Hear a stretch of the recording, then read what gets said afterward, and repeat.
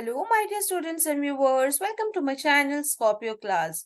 Here I am with a new video of class 10, second language English, Ballad of Tempest poems, question and answers. This poem was written by James T. Fields. And if you want to learn about the poem, about the summary of the poem and the explanation, you can watch my previous video, which is already uploaded, and the video link will be shared in the I button above. So let's get started. But before that, if you're new to my channel and watching my video for the first time, do subscribe my channel and hit the bell icon so that you get the notifications of all the upcoming videos. Now let's get started with our first question here.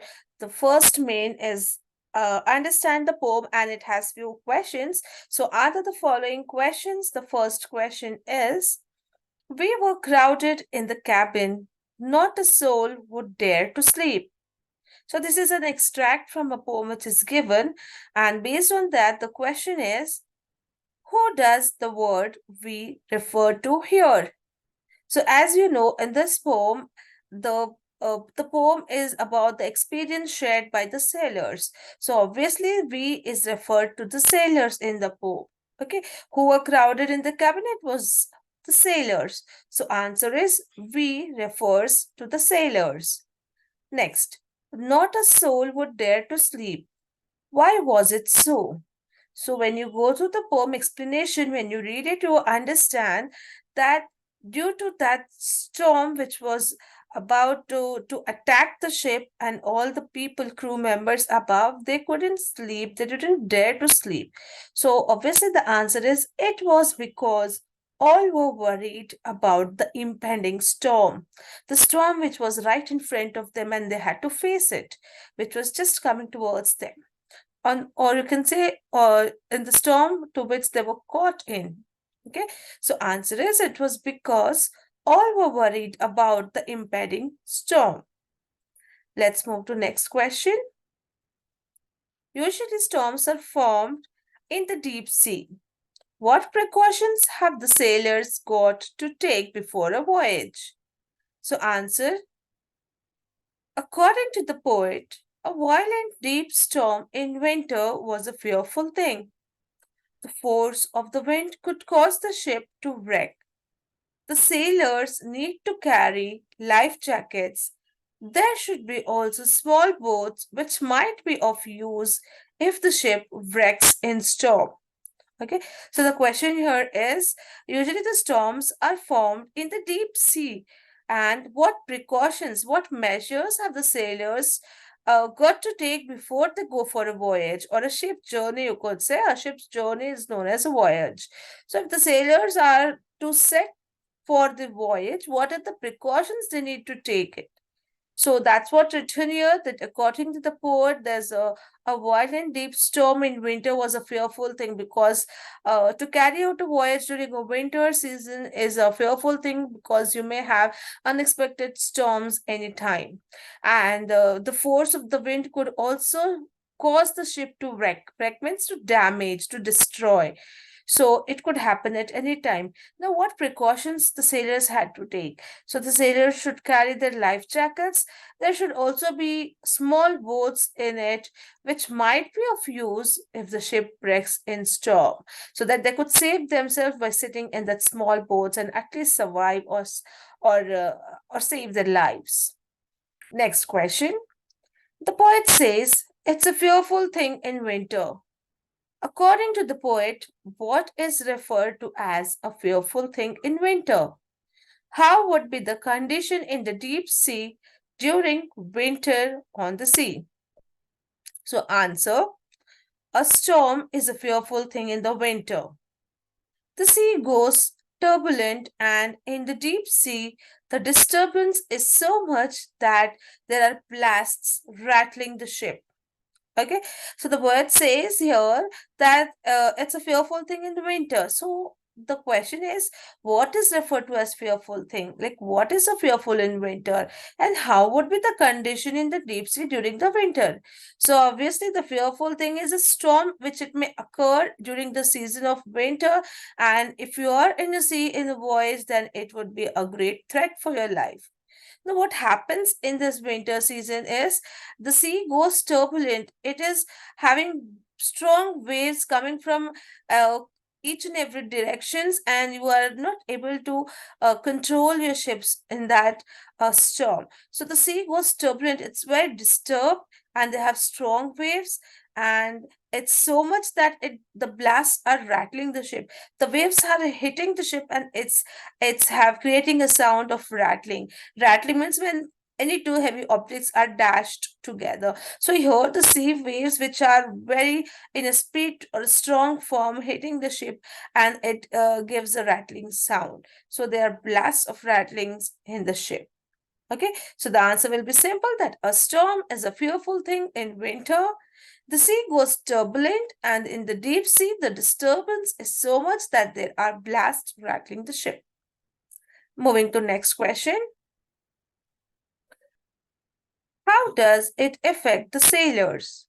Read the first two stanzas of the poem and you could give this answer. Answer is it affects the sailors both physically and emotionally. They remain huddled in the cabin and they are so frightened that they are unable to sleep. The storm is so devastating that it seems to cut the mast of the ship. So here, how does it affect the sailors? This is in reference to your poem. So first two stanzas of the poem, when you look in your textbook, or if you can also see my previous video where the poem is also mentioned there, it gives the message that it affects the sailors in both physically and emotionally. They remain huddled in the cabin. They are so disturbed and fearful, and they are together in a cabin. They're crowded in one side, all the cabin crews, and they're so frightened that they are unable to sleep. They have all negative thoughts of whether they are going to survive or not. Okay, so they are frightened, they are unable to sleep, and the storm is so devastating that it also seems that it may cut the mast of the ship. The mast is again the flagpole, which is there in the ship. Okay, so this is how the answer goes. Now, next question. The speaker and his crewmates sat in darkness and prayed. What did they hear? So, when the speaker, who was along with them in the ship, and along with his crewmates, other members who were along with him, when they sat in darkness and prayed, what was that they heard there? So, answer is they heard the roaring of the hungry sea and the waves talking with death. Okay, that means here they got to hear the loud voice of the waves, and it was as if the sea was hungry, roaring that it may come and attack them, and the waves as if they're talking with death, that any time uh they may have their death. That was the situation. So that is what they were continuously hearing, or they were getting to hear, because of the scenario, because of the condition which was there in the sea. Okay, so this is how the answer is. The next one. When the captain shouted, "We are lost," how did his daughter react? Answer. The captain's little daughter took his hand reassuringly and reminded him that the Lord, who protected his people on the land, will protect them out on the sea too. So when Captain lost all his hope, the little daughter came, hold his hand, and reminded him about the Lord who protected the people on the land will protect them on the sea too. So these were the sentences which were said by daughter of the captain. Let's see next question now.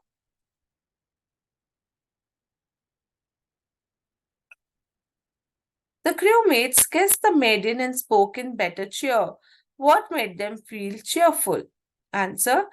The little girl's faith in God revived their faith too. And instead of growing more and more despondent, they grew hopeful and cheerful.